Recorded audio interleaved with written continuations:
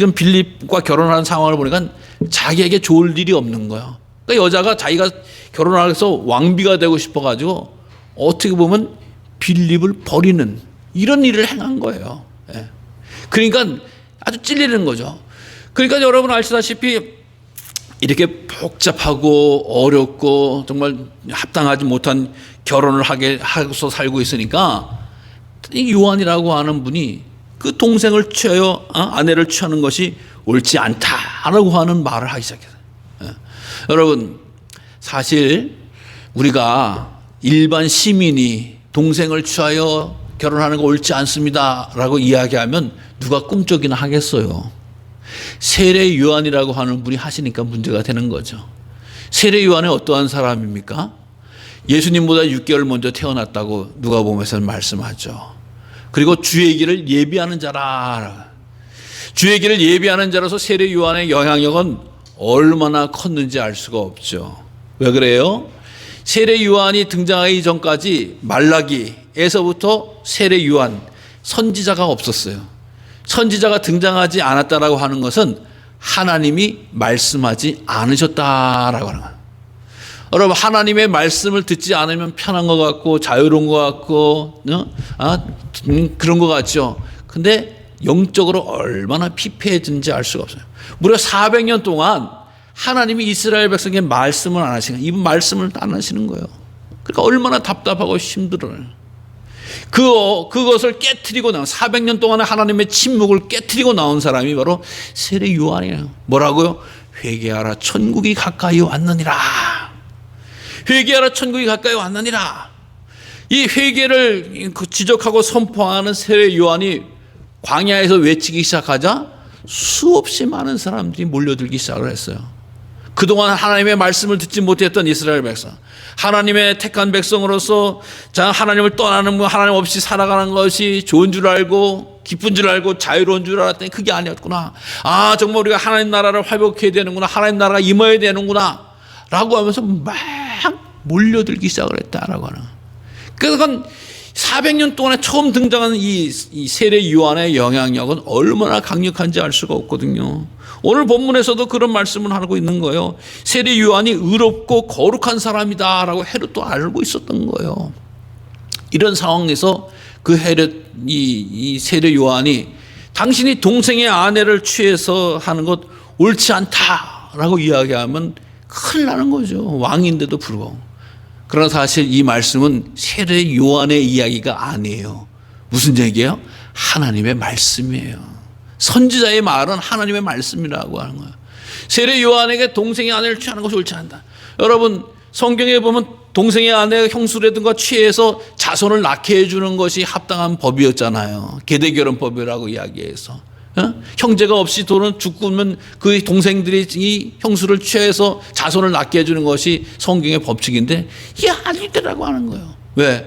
잘못된 결혼이었기 때문에. 잘못된, 즉 욕망과 음탕함으로 말미암아 하나님의 말씀을 어긴 것이다라고 하는 거예요. 그러니까 하나님의 말씀을 선포한 거예요. 세례 요한은 하나님의 말씀을 선포하는데, 하나님의 말씀이 선포되어졌으면 사람은 어떻게 해야 됩니까? 듣고 순종해야 되는 거예요. 회개해야 되는 거예요. 돌이켜 회개해야 되는 거예요. 여러분 다윗이 어떻게 위대한 왕이 되어졌나요? 당신은 가늠한 살인 자요 가늠한 자입니다라고 하는 나단의 지도, 이 나단의 고발에, 나단의 선포에 제가 죽을 죄를 졌나이다, 나를 용서해 달라고 꼬꾸라진 거예요. 엎드린 거예요. 다윗이 그것 때문에 위대한 사람인지, 행한 것으로 보면은 정말로 엄청 일을 행했잖아요. 똑같은 지적을 받음에도 불구하고 어떤 일이 벌어지냐? 이 헤로디아 같은 경우는 다윗 이 요한을, 세례 요한을 원수로 하는 거예요. 원수. 즉 헤로디아가 이 원수를 여기는. 그래서 어떻게 하면 저 세례 요한을 죽일 것인가? 그것을 관심하고 있는 거예요. 죽일 것인가? 여러분 잘못을 지적하면 돌이켜 회개해야 되는 것인데, 잘못을 지적하는 사람들, 또 하나님 말씀에 대적하는 일이 벌어졌다라고 하는 거예요. 근데 공교롭게 어떤 일이 벌어져요? 헤롯의 생일날이 온 거예요. 헤롯의 생일날 누구를 초대했냐라고 하는 건 대신과 천부장과 갈릴리의 귀인들을 초대했다. 대신이라고 하면은, 대신들이라고 하면 정치가들을 이야기하죠. 정치가들. 그 다음에 천부장들이다라고 하면 군사력을 가진 사람. 그 다음에 귀인들이다라고 하면 경제력을 가지고 있는 사람. 그러니까 분봉왕으로서 자기가 다스리는 지역 내에 정치, 경제, 군사력에 중요한 사람들을 다 모아놓고 자기 생일잔치를 하는 거예요. 여러분 아까 말씀을 드렸습니다만 생일은 참 축복받는 귀한 시간이고 아름다운 잔치 시간이지만 유대인들은 생일잔치를 하지 않았어요. 유대인들은 생일잔치를 하는 게 중요하다고 여기지 않고 이방인들의 풍속이다라고 하는 것으로 배척을 해서 유대인들은 생일잔치를 하지 않아요. 그러니까 이방인의 잔치에서 벌어진 거다라고 하는 것이죠. 잔치에 벌어졌는데 어떤 일이 벌어졌냐? 마치 이 날을 준비하고 기다렸지 헤로디아의 딸, 즉 전 남편의 딸 헤로디아, 지금은 공주가 된 거죠. 아버지가 바뀌었으니까. 헤로디아가 나와서 춤을 춥니다. 그 영을 즐겁게 하는, 여러분 요즘에 춤이야 뭐 고급스러운 춤도 많고 있지만 이 영을 더 즐겁게 하기 위해서 사람들의 본능을 자극하는 춤, 어떻게 보면 희로라기만 걸치고 나와서 여자가 춤을 추는 거예요. 이 사람들이 추는 춤을 어떤 분은 뱀춤이다라고 해서 사람을 미혹하는 춤을 춘다. 전문적으로 춤추는.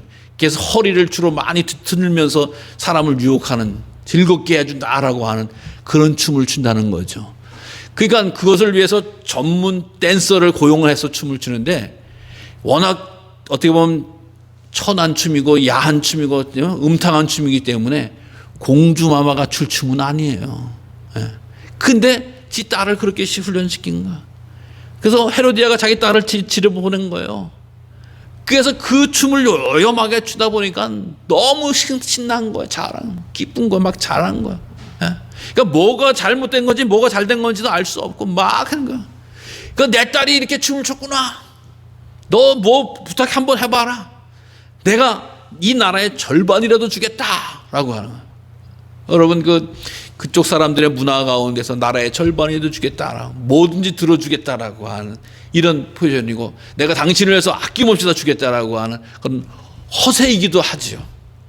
당시에 이 소녀 정도쯤 되면은 대개 무엇을 구했을까라고 하는 거니까 대개 로마산 가죽 신발이라든가 또 혹은 인형, 또 조금 더 하는 친구들은 원숭이 같은, 요즘으로 하면 애완견 무슨 뭐 애완고양이 같은 것인데 원숭이 같은 걸 좀 하면 아마 최고로 좋은 선물이었다라고 이야기합니다.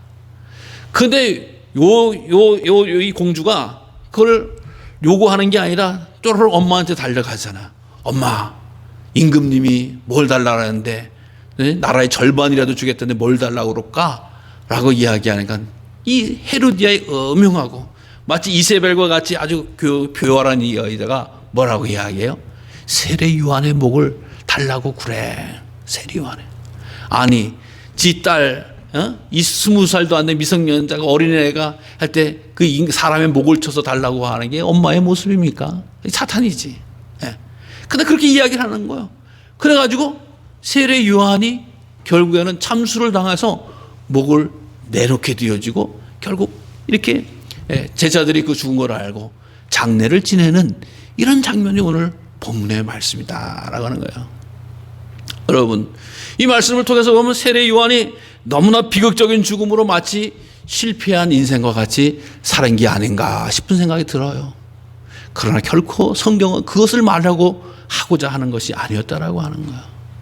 여러분, 세례 요한이라고 하는 분은 늘 자기가 고백을 하는 게 있어요. 내 뒤에 오시는 이는 나는 신발끈도 매기가 감당하지 못한다. 그분은 흥하에 등했고 나는 쇠어야 하리라. 그분은 높임을 받아야 되고 나는 죽어 없어져야 된다라고 하는 말을 계속했던 분이 세례 요한이에요. 선지자의 모습이었다라고 하는 거예요.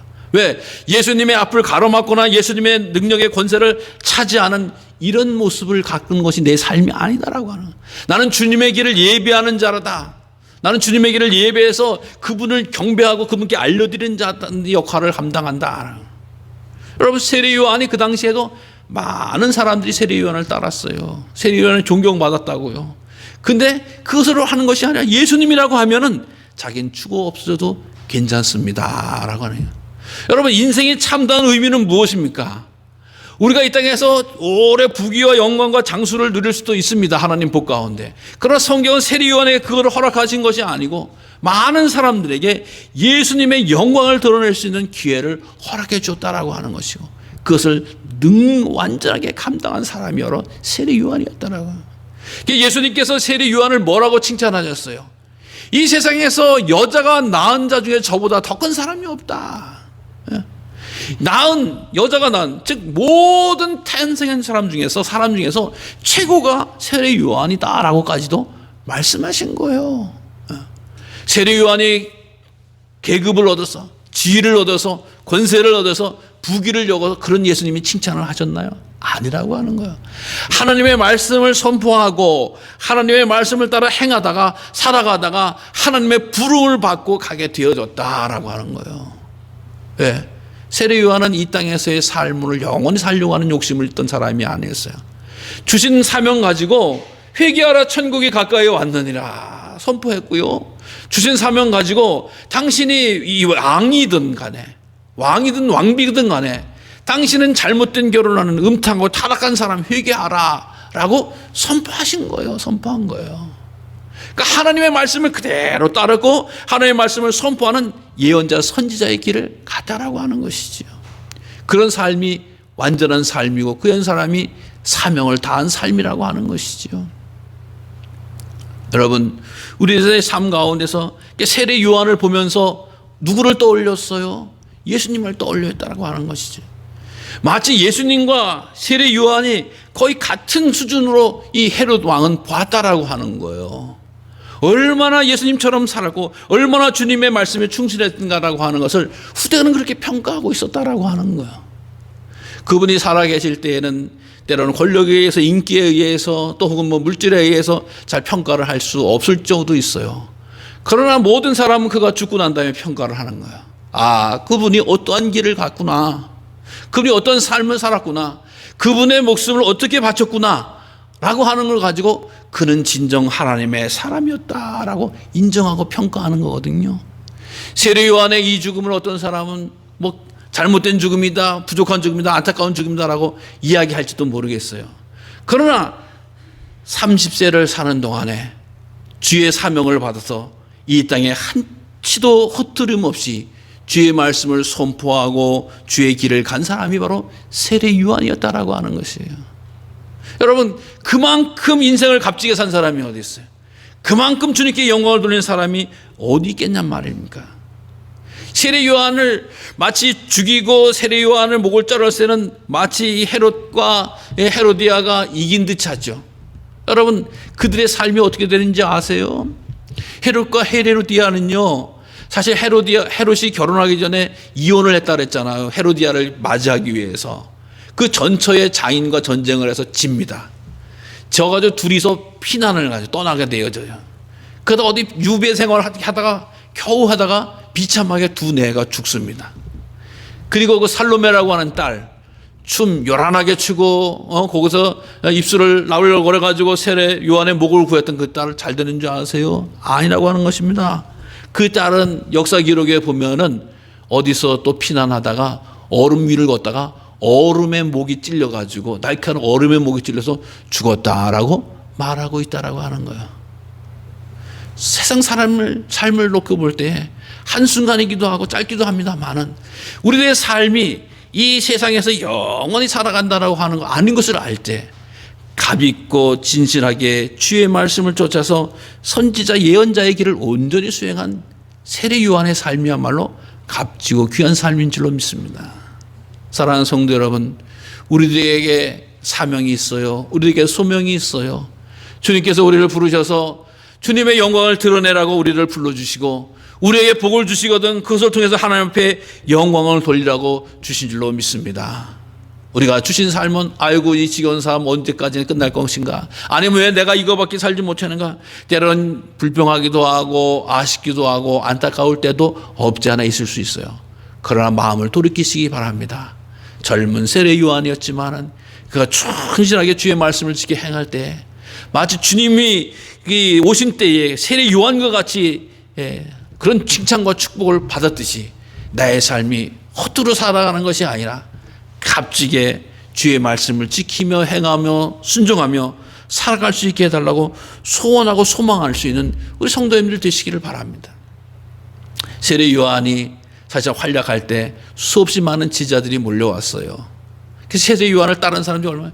그러나 세례 요한의 이 비참한 죽음 같지만 세례 요한이 이렇게 죽음으로 말미암아서 자기의 분파나 파당을 만들지 않았어요. 영향력은 엄청났습니다. 세례 요한의 제자 가운데 아볼로라고 하는 사람이 있어요. 아볼로라고 하는 사람이 말을 잘해요. 기가 막히게. 고린도 교회에 가서 아볼로파라고 하는 사람, 그리스도파, 바울파, 게바파, 아볼로파. 예? 이게 아볼로라고 하는 사람이 맨 처음에 자기는 세례 요한의 세례는 들어봤지만 성령 세례는 듣지 못했다라고 말한 것이 있어요. 이게 무슨 얘기냐? 아볼로가 기가 막히게 똑똑하고 훈련 받은 사람인데 세례 요한과 함께 생활했다라고 하는 증거예요. 세례 요한을 내가 안다. 세례 요한을 뱉었다. 그러나 끝까지 세례 요한을 고집하지 않았다라고 하는 거예요. 그가 회개해서 예수님을 믿고 예수님을 전하는 그런 일을 떠났다라고 하는 것을 볼 수가 있습니다. 사랑하는 성도 여러분, 우리의 인생이 언제까지 뒤어질지는 아무도 알 수가 없습니다. 오늘 우리가 세례 요한처럼 우리들이 그 큰 핍박이라든가 억압인가 이것이 어떻게 될지도 알 수가 없어요. 그러나 분명한 것은 우리 인생을 내신 하나님 앞에 하나님을 찬양하고 하나님을 경배하고 하나님을 예배하고 하나님께 영광을 돌리는 것이 우리들의 삶이고 우리들의 인생의 길이라고 하는 것을 기억하시기를 바랍니다. 그것을 위해서 우리를 부르셨어요. 여러분, 한 번 죽게 되어지는 죽는 그날까지, 부르심을 받는 그날까지 충성을 다하게 되어진다고 하면 여러분, 그의 영혼이 어디로 가겠습니까? 결국 하나님 나라에 이른다라고 하는 거 아니겠어요? 세례 요한을 일찍이 데려가시는 것은 하나님께서 그를 없애시려고 하는 것이 아니라 일찍이 데려가신 온전하고 존귀하고 충성을 다한 그의 자녀에게 하나님의 나라로 데리고 가고 하나님의 영광과 축복을 주신 줄로 믿으시기를 바랍니다. 그래서 주 앞에서의 죽음은, 주 앞에서의 헌신은, 주 앞에서의 희생은, 주 앞에서의 온전한 길은 결코 이 땅에서 다 평가받는 것이 아니라 하나님의 품 안에서 하나님 나라에서 인정받고 기억된다라고 하는 것을 반드시 기억하시면서 우리도 세례 요한과 같이 주의 말씀을 증거하고 하나님의 뜻을 이루는 복되고 아름다운 삶을 살아갈 수 있는 믿음의 후손들, 영적 제자들이 되시기를 간절히 주님의 이름으로 축원합니다. 기도하겠습니다. 하나님 감사합니다. 우리에게 생명을 주시고 믿음을 주셔서 하나님의 백성으로 살아가게 하심을 감사합니다. 하나님, 저희들이 이 세상 살아가는 동안 주님의 영광을 누리게 하시고 주의 말씀을 쫓아 행할 때 복과 은총을 충만하게 받을 수 있도록 은혜를 허락하여 주시옵소서. 하나님의 나라에 이르는 때까지 주의 사명